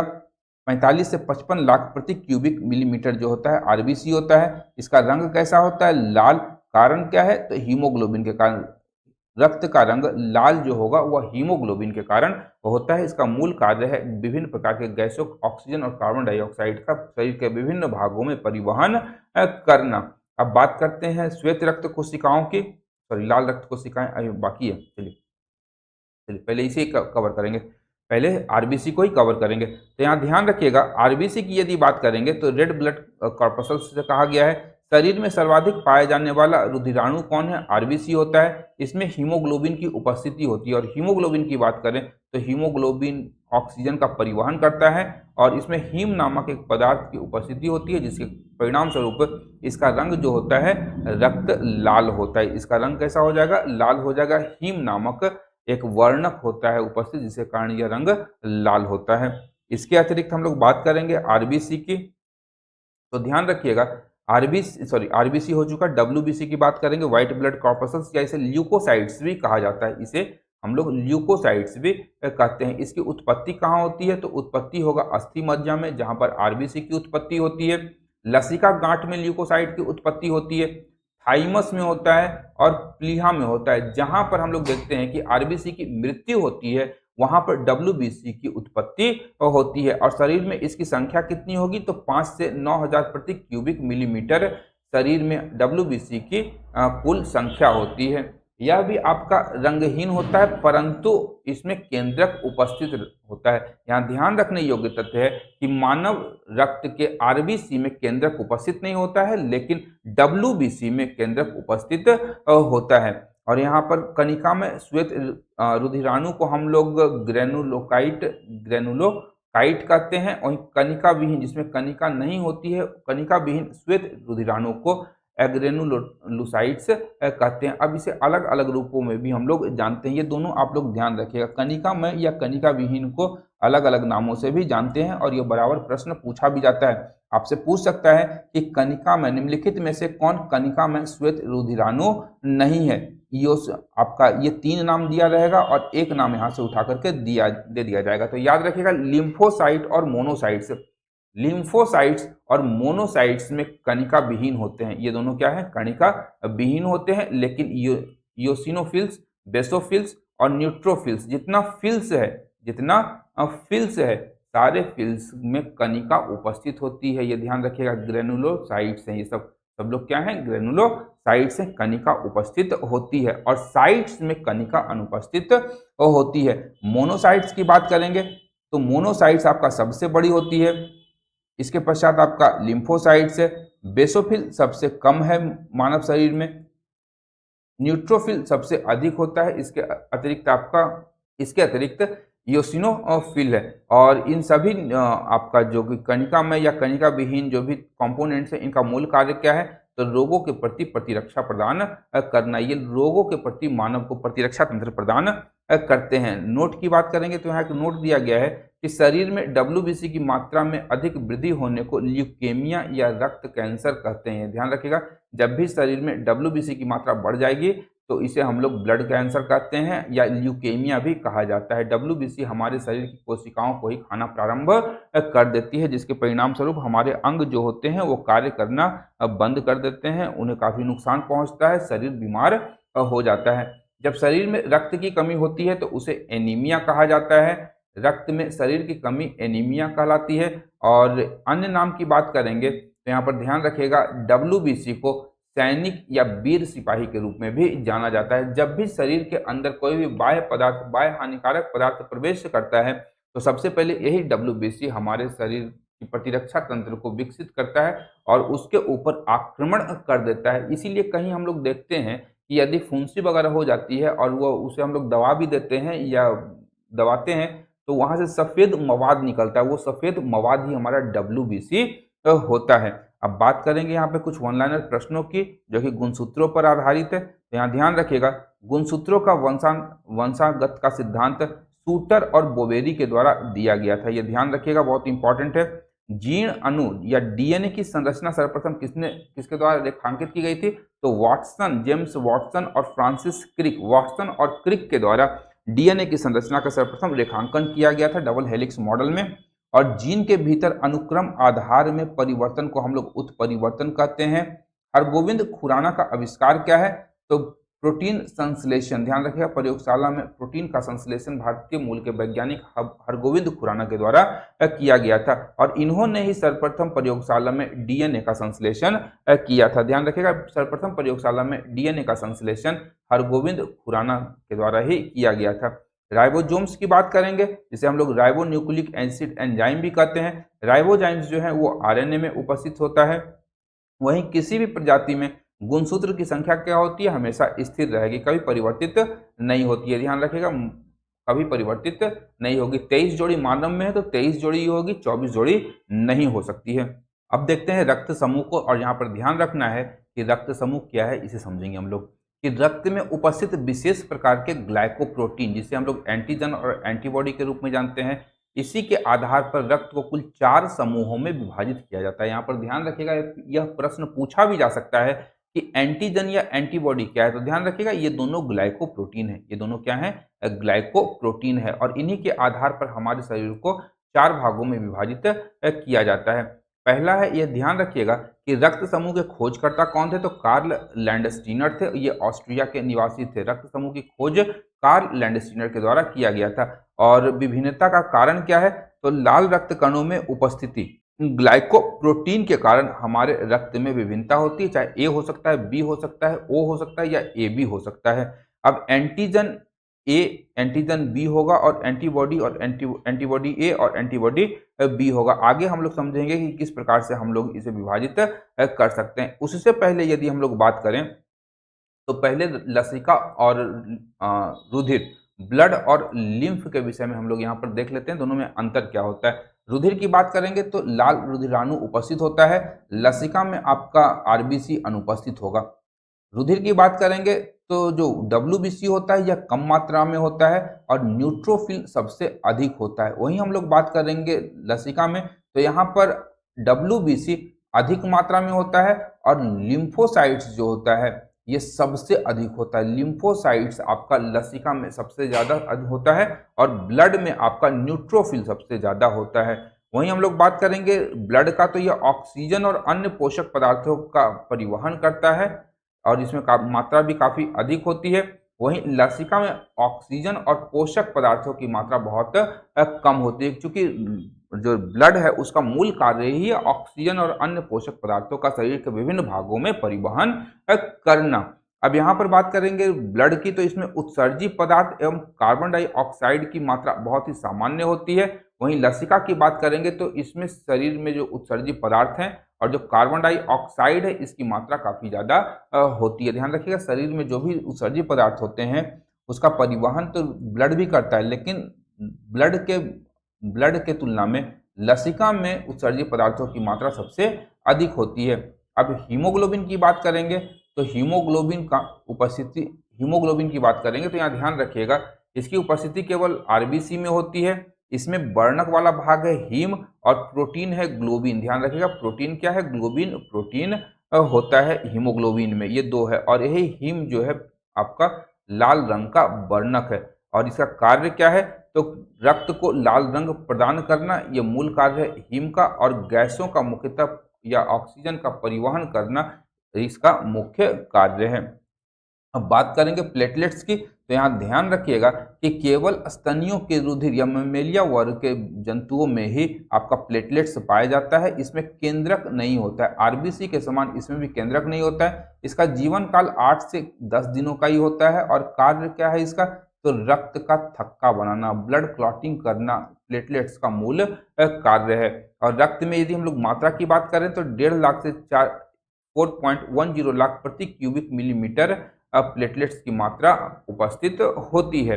अब यहाँ पर ध्यान रखिएगा कि अगर हम लोग बात करेंगे आरबीसी की या रक्त में शर्करा की, ब्लड ग्लूकोज की, तो यहाँ पर ध्यान रखिएगा इसका जो मापन है यह मूल रूप से ग्लूकोमीटर के द्वारा किया जाता है। ब्लड ग्लूकोज का जो मापन या रक्त में शर्करा का जो हम लोग मापन करते हैं वह ग्लूकोमीटर के द्वारा करते हैं। सामान्य मात्रा कितनी होती है, तो 140 मिलीग्राम होती है ब्लड में ग्लूकोज की या शर्करा की मात्रा प्रति डेसीलीटर से कम होनी चाहिए। अधिक हुआ तो फिर आप डायबिटीज के मरीज हो गए। इसकी इकाई क्या है, तो मिलीग्राम प्रति डेसीलीटर इसकी इकाई है। इसके अतिरिक्त इंसुलिन क्या है, तो इंसुलिन जो है ब्लड में शर्करा की मात्रा या ग्लूकोज की मात्रा का नियमन करती है। वहीं हम लोग बात करें रोग, तो अधिकता के कारण मधुमेह डायबिटीज हो जाता है। यहाँ ध्यान रखिएगा, ब्लड में जब भी अधिक मात्रा में शुगर उपस्थित होता है तो इसे हम लोग डायबिटीज या मधुमेह के नाम से जानते हैं। और जब कमी होती है शर्करा या ग्लूकोज की तो इसके कारण हाइपोग्लाइसीमिया नामक रोग उत्पन्न हो जाता है। हाइपोग्लाइसीमिया कमी के कारण और रक्त में शर्करा की मात्रा में अधिकता के कारण मधुमेह या डायबिटीज रोग होता है। अब बात करें रक्त समूहों की, तो रक्त समूह 4 प्रकार के हम लोग पूर्व में ही देख चुके हैं, कार्ल लैंडस्टीनर के द्वारा खोज किया गया था। ए बी और ओ, ये 4 रक्त समूह हैं। और इन चारों रक्त समूह में बात करेंगे तो ब्लड ग्रुप जो ए है आपका, इसमें एंटीजन उपस्थित होता है, ए एंटीबॉडी ए होगा। रक्त समूह बी की बात करेंगे तो एंटीजन बी उपस्थित रहता है और यहाँ पर एंटीबॉडी बी होगा। ए बी की बात करेंगे तो ए बी में एंटीजन दोनों होता है लेकिन एंटीबॉडी उपस्थित नहीं होता है। और ओ की बात करेंगे तो इसमें दोनों प्रकार के एंटीजन अनुपस्थित होते हैं और ए तथा बी एंटीबॉडी उपस्थित होता है। एंटीबॉडी ए और बी दोनों ओ में उपस्थित होता है। इसी के लिए हम लोग जानते हैं कि ए बी रक्त समूह वाला जो लोग है वह सबसे रक्त ले सकता है। सर्वग्राही रक्त समूह ए बी को कहा जाता है, सबसे ले लेगा क्योंकि इसमें एंटीबॉडी नहीं होता है। और ओ रक्त समूह वाला जो होगा इसे हम लोग सर्वदाता कहते हैं, यूनिवर्सल डोनर कहा जाता है। और यूनिवर्सल डोनर किसी को भी ब्लड दे सकता है। इसका कारण क्या है, तो इसमें एंटीजन की उपस्थिति का नहीं होना। एंटीजन की अनुपस्थिति के कारण हम लोग सबको दे सकते हैं।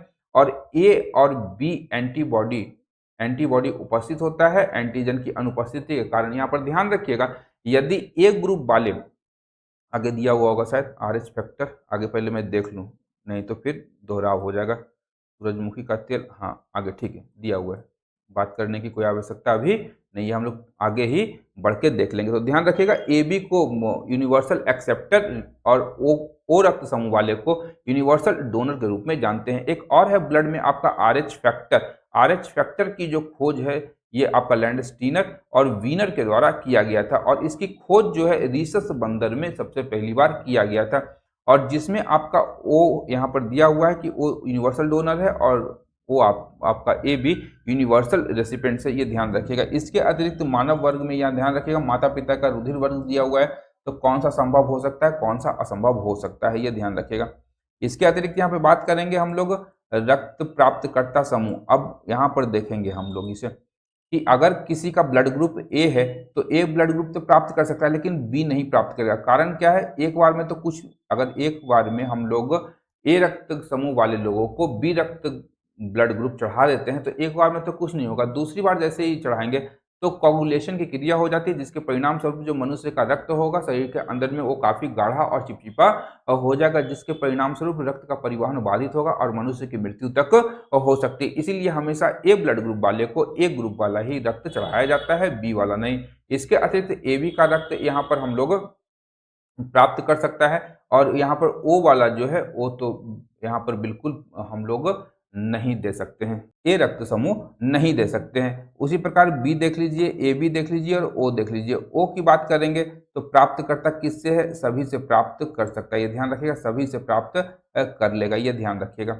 अब इस चार्ट में आप लोग ध्यान रखिएगा एक तथ्य कि जो रक्त समूह है हमारा, रक्त समूह ए में, रक्त समूह ए की अगर बात करेंगे या किसी भी रक्त समूह की बात करेंगे तो एंटीबॉडी और जो एंटीजन है ये क्रमशः आपका प्लाज्मा और आरबीसी में उपस्थित होता है। एंटीबॉडी हमेशा प्लाज्मा में उपस्थित होता है और एंटीजन जो होगा आपका आरबीसी में उपस्थित होता है। एंटीजन आपका केवल एबी में आपका एबी ग्रुप की अगर बात करें तो इसमें एंटीजन उपस्थित होता है, एंटीबॉडी जो होगा आपका वो अनुपस्थित होता है। ये अनुपस्थित हो जाएगा किसमें, एबी में, एंटीबॉडी अनुपस्थित और एंटीजन उपस्थित होता है। और ओ की बात करेंगे तो यहाँ पे एंटीबॉडी उपस्थित होगा लेकिन एंटीजन अनुपस्थित होता है। इसी के लिए इन्हें यूनिवर्सल डोनर और रेसिपिएंट्स के रूप में हम लोग जानते हैं।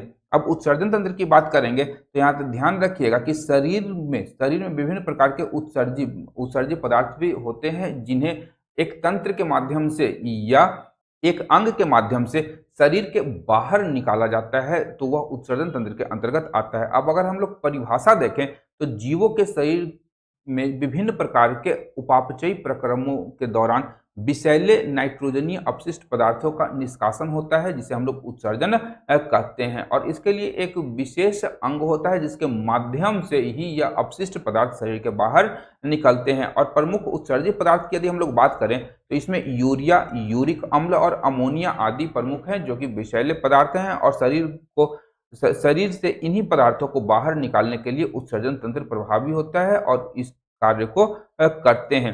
उत्सर्जी उत्पाद की बात करें तो ध्यान रखिएगा कि एमिनो अम्ल जो है आपका सीपी, घोंघा, कुछ इकाइनोडर्म जंतु आदि में बनते हैं और ये जो आपका सीपी, घोंघा, इकाइनोडर्मेटा वर्ग के जंतु हैं ये एमिनोटोलिक उत्सर्जन, एमिनोटेलिज्म उत्सर्जन विधि अपनाते हैं।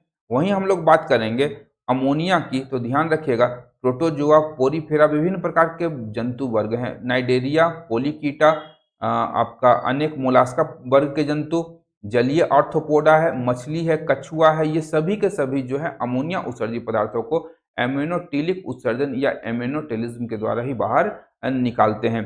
यूरिया की बात करेंगे तो जो भी एडल्ट एम्फीबियस है या जो भी स्तनी है ये यूरिकोटिलिक या यूरिकोटिलिज्म नामक उत्सर्जन विधि के द्वारा अपने शरीर से यूरिया का बाहर उत्सर्जन करते हैं। और ग्वानिन जो है आपका उत्सर्जी पदार्थ के रूप में मकड़ियां में होगा तो मकड़ियां जो है ग्वानिन को ग्वानिन उत्सर्जन या ग्वानिन एक्सक्रेशन के माध्यम से उत्सर्जन विधि के माध्यम से बाहर करती है। प्रमुख उत्सर्जी अंग की बात करेंगे तो यहाँ पर ध्यान रखिएगा प्रमुख उत्सर्जी अंग के रूप में किडनी, मूत्र वाहिनियां, मूत्राशय और मूत्र मार्ग ये सभी आपके प्रमुख उत्सर्जी अंग हो जाते हैं। और मनुष्यों के लिए तो बिल्कुल आप लोग ध्यान में रखिएगा वृक्क, मूत्रवाहिनी, मूत्राशय और मूत्र मार्ग ये चारों के चारों मनुष्य के प्रमुख उत्सर्जी अंग होते हैं। अब बात करेंगे सबसे पहले वृक्क की, तो जो हमारा किडनी है, किडनी की संरचनात्मक इकाई को क्या कहा जाता है तो नेफ्रॉन कहा जाता है। और मनुष्य में दो वृक्क या एक जोड़ा वृक्क होता है, इसके दो भाग होते हैं, बाहरी भाग को कॉर्टेक्स कहते हैं और अंदरूनी भाग को मेडुला कहा जाता है। ध्यान रखिएगा, कॉर्टेक्स और मेडुला ब्रिक के दो भाग होते हैं, बाहरी को कॉर्टेक्स कहते हैं, भीतरी को मेडुला कहते हैं। और डायलिसिस क्या है, तो रक्त के शुद्धिकरण की प्रक्रिया डायलिसिस है। जब हमारा ब्रिक जो है या किडनी जो है रक्त को शुद्ध करने में सक्षम नहीं रह जाता है तो हमारे शरीर की डायलिसिस की जाती है, ये ध्यान रखिएगा। अब यहाँ पर हम लोग बात करेंगे किडनी के मुख्य कार्यों की। तो ध्यान रखिएगा, किडनी का मुख्य कार्य है कि जो भी ब्लड में हमारे अपशिष्ट या जो भी उत्सर्जित पदार्थ हैं उसे छान करके उसे हमारे शरीर या रक्त में से बाहर करना। इसके अतिरिक्त शरीर में लवण और जल की मात्रा का नियंत्रण करना ब्रिक के माध्यम से होता है। रक्त के प्रसरणीय दाब या ऑस्मोटिक प्रेशर एवं रक्त की मात्रा का नियमन करना भी इसका मूल कार्य है। और मूत्र का निर्माण करना तो सबसे महत्वपूर्ण कार्य हो जाएगा ब्रिक का। अब ब्रिक की बात करेंगे तो ध्यान रखिएगा, नेफ्रॉन नेफ्रॉन हमारा इधर बीच में है, ये ध्यान रखिएगा, ये हमारा नेफ्रॉन हो गया। इसके अतिरिक्त भीतरी भाग को हम लोग मेडुला कहते हैं। ये जो अंदरूनी भाग है इसे हम लोग मेडुला कहते हैं। और बाहरी भाग ये जो पार्ट है मेरा, ये कॉर्टेक्स कहलाएगा। ध्यान रखिएगा, ये कॉर्टेक्स कहलाता है। कॉर्टेक्स के अंदर में मेडुला होता है और नेफ्रॉन आगे हम लोग देखेंगे कीप नुमा स्ट्रक्चर होता है। ब्रिक की संरचनात्मक एवं क्रियात्मक इकाई क्या है, तो नेफ्रॉन है और इसे उत्सर्जन की इकाई के रूप में भी जाना जाता है। और संख्या की बात करेंगे तो प्रत्येक ब्रिक में 1 मिलियन तक का नेफ्रॉन होता है। इसका कार्य क्या है, तो रक्त में जो भी ठोस और तरल अपशिष्ट पदार्थ हैं उन्हें छान करके हम बाहर करना और रक्त का शुद्धिकरण नेफ्रॉन का मूल कार्य है। उत्सर्जन में सहायक अंग कौन कौन है, तो ध्यान रखिएगा, यकृत भी उत्सर्जन अंग के रूप में कार्य करता है। और यहाँ पर हम लोग देखते हैं कि यूरिया का संश्लेषण होता है। वहीं ऑर्निथिन या आर्जिनिन या यूरिया या क्रेब हैंसलिट चक्र कहाँ पर होगा, तो यकृत में होता है, ये याद रखिएगा, ये बहुत महत्वपूर्ण हो जाएगा। आर्निथिन, आर्जिनिन या यूरिया या क्रेब हैंसलिट चक्र कहाँ होगा, तो यकृत में होता है। वहीं शरीर से अल्कोहल एवं अन्य हानिकारक तत्वों को बाहर निकाला या इसका निराविशन या डिटॉक्सिफिकेशन जो होता है यह यकृत के माध्यम से ही किया जाता है। वहीं फेफड़े की बात करेंगे या लंग्स की, तो यह कार्बन डाइऑक्साइड एवं जल वाष्प का उत्सर्जन करता है। त्वचा की बात करेंगे तो त्वचा के श्वेत ग्रंथि द्वारा अनावश्यक लवणों एवं यूरिया आदि को पसीने के माध्यम से बाहर निकाल दिया जाता है। तो त्वचा भी एक प्रकार से उत्सर्जी अंग की महत्वपूर्ण भूमिका निभाती है। अब बात करेंगे मानव मूत्र की। तो मानव मूत्र के संगठन की यदि हम लोग बात करेंगे कंपोनेंट्स की, तो इसमें सर्वाधिक मात्रा में जल होती है 95%। इसके पश्चात आपका यूरिया होगा, लवण की मात्रा होगी, क्रिएटिनिन होगा, यूरिक एसिड होगा। और मात्रा के आधार पर अगर हम लोग देखें तो मानव मूत्र लगभग 1.5 लीटर प्रतिदिन निर्मित होता है। इसका रंग कैसा होता है, हल्का पीला होता है।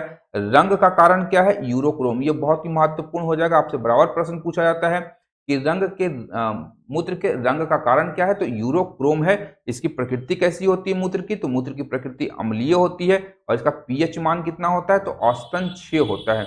औसतन 6 आपका यूरिन का पीएच मान होता है। और मूत्र में ग्लूकोज तथा कीटोनकाय की उपस्थिति को हम लोग किस रूप में जानते हैं, तो मधुमेह रोग के लक्षणों के रूप में जानते हैं। ध्यान रखिएगा, जब भी हमारे मूत्र में ग्लूकोज की मात्रा बढ़ जाएगी या कीटोनकाय की उपस्थिति बढ़ जाएगी तो इसे हम लोग मधुमेह के रूप में भी जानते हैं। और विभिन्न जंतुओं और उनकी उत्सर्जन प्रक्रिया को यदि हम लोग समझने का प्रयास करें तो वन लाइनर फॉर्म में यहाँ पर दिया गया है कि जो एक कोशिकीय जीव होते हैं वो विसरण या डिफ्यूजन के द्वारा अपने शरीर से उत्सर्जित पदार्थों को बाहर निकालते हैं या इनकी उत्सर्जन प्रक्रिया है।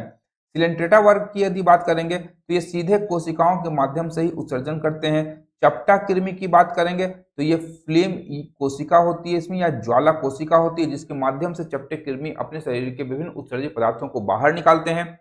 एनेलिडा संघ की बात करेंगे तो ब्रिक या नेफ्रीडिया के माध्यम द्वारा, याद रखिएगा इंग्लिश वाला नेफ्रीडिया के माध्यम से एनेलिडा वर्ग के जंतु उत्सर्जन करते हैं। मोलास्का संघ की बात करेंगे तो ये मेटानिफ्रीडिया जो है आपका, मेटानिफ्रीडिया के माध्यम से उत्सर्जन प्रक्रिया है। आर्थ्रोपोडा की बात करेंगे जो कीट वर्ग से है तो मेल्पिगी नलिका, मेल्पिगियन ट्यूब के द्वारा आर्थ्रोपोडा संघ के वर्ग कीट जो है मेल्पिगियन नलिकाओं के द्वारा उत्सर्जन करते हैं, उत्सर्जी अंग है इसका। और कशेरुकियों की बात करेंगे वर्टिब्रेट के तो वृक्क के द्वारा ये लोग क्या करते हैं, उत्सर्जन करते हैं। जैसे मनुष्य की बात करेंगे तो मनुष्य वृक्क के माध्यम से उत्सर्जन करता है। रुधिर में अब बात करेंगे, उत्सर्जन से संबंधित विकृतियां जब उत्पन्न होती हैं तो क्या क्या होता है। सबसे पहला है आपका यूरीमिया। यूरीमिया होता है क्या, तो रुधिर में यूरिया की मात्रा का बढ़ना यूरीमिया कहलाएगी। और जब हमारा वृक्क उपयुक्त मात्रा में यूरिया को नहीं छान पाता है, उसे नहीं हटा पाता है रुधिर से, तो रुधिर या ब्लड में यूरिया की मात्रा बढ़ जाती है, जिसे यूरीमिया कहा जाता है। अगला है आपका रीनल कैल्कुलाई। तो रीनल कैल्कुलाई में हम लोग देखते हैं वृक्क में पथरी का निर्माण होना ही रीनल कैल्कुलाई है। वहीं हम लोग बात करें वृक्कीय विफलता का, तो वृक्क का कार्य जब बाधित हो जाता है, जब वृक्क कार्य करना बंद कर देता है, तो उसे वृक्कीय विफलता कहते हैं। नेफ्राइटिस की बात करेंगे तो वृक्क नलिका में शोथ या सूजन को हम लोग नेफ्राइटिस कहते हैं। इसके अतिरिक्त अगर हम लोग बात करें, कुछ वन लाइनर प्रश्न यहाँ पे दिए गए हैं। तो मानव शरीर में खून की शुद्धिकरण की प्रक्रिया क्या कहलाती है, तो डायलिसिस कहलाती है। और डायलिसिस का कार्य कौन करता है, वृक्क करता है। वृक्क जब फेल होता है तो हम लोग बाहर से डायलिसिस की क्रिया करते हैं, जिससे मानव शरीर को शुद्ध किया जाता है। वृक्क की बात करेंगे तो प्रति मिनट औसत रक्त प्रवाह आपका 1200 सीसी का होता है। 1200 सीसी हॉर्स पावर का हमारा वृक्क होता है, याद रखिएगा। वृक्क के कार्य बंद होने पर जो अपशिष्ट पदार्थ हैं वो शरीर के अंदर ही जमा होते जाते हैं। और मानव वृक्क जो है अश्मरी या किडनी स्टोन्स में पाए जाने वाला जो प्रमुख रासायनिक यौगिक है वह कैल्शियम ऑक्जिलेट है, या कैल्शियम ऑक्जिलेट के कारण ही हमारे किडनी में स्टोन्स उत्पन्न होते हैं। इसके अतिरिक्त पसीने के माध्यम से जो उत्सर्जित होने वाले तत्व हैं वह है आपका सोडियम, पोटेशियम, कैल्शियम, मैग्नीशियम और जिंक, आयरन आदि तत्व और उनके लवण। अल्कोहल के डिटॉक्सिफिकेशन के लिए उत्तरदायी अंग कौन है, तो वृक्क। अल्कोहल के डिटॉक्सिफिकेशन के लिए जो उत्तरदायी अंग है वो आपका है वृक्क। निराविशन मतलब डिटॉक्सिफिकेशन होता है। मानव शरीर से लवणों तथा जल का उत्सर्जन करने वाला अंग आपका वृक्क है। सबसे अधिक विषैला उत्सर्जी पदार्थ कौन होता है, तो आपका अमोनिया। अमोनिया मानव शरीर में सबसे अधिक विषैला उत्सर्जी पदार्थ है, जिसे बाहर करना अत्यंत ही आवश्यक होता है। और ये सारे कार्य कौन करेगा, सारा का सारा कार्य हमारा वृक्क या किडनी करता है। और अगले सेशन में हम लोग तंत्रिका तंत्र को कवर करेंगे। यहाँ हेडिंग मैंने दे दिया है, तंत्रिका तंत्र को हम लोग कवर करने वाले हैं। आपको इसका सेशन कल प्राप्त हो जाएगा। तो अंत तक देखने के लिए आप सभी लोगों का धन्यवाद। देखते रहिए मंथन, क्योंकि मैं इस प्रकार के वीडियोस लाता रहता हूँ। Thank you.